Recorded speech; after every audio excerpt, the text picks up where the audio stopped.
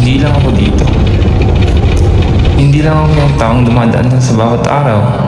Yung naglaging nagtatanong kung may kwenta pa bang ginagawa ko. Kung may pagtutungan ba tong landas na tinahak ko. Sabi nila, may tungkulin daw ang bawat isang rason, isang bakit, isang dahilan kung bakit tayo sinilang sa mundo. Pero bakit parang hirap hanapin kung sino tayo?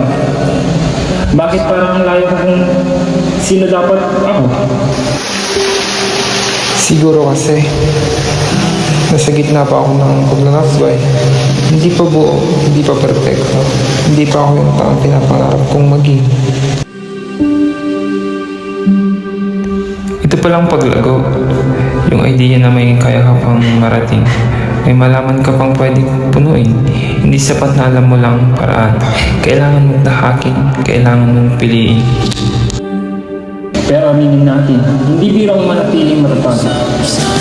May mga araw na gusto mo na lang sumuko. Kahit alam mong dapat pang tapusin.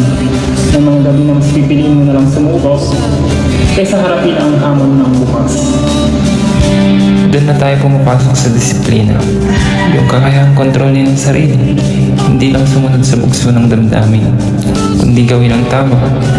Kahit na ito'y mabigat sa loob. Kasi hindi lahat ng madali makakabuti. At hindi lahat ng makakabuti madaling gawin. At doon ko na-realize na ang tunay na hamon ay hindi ang mga pagsubok sa paligid, kundi ang pagtagumpay ng sarili sa takot kong magkamali, sa pag-iisip na baka di ko kaya.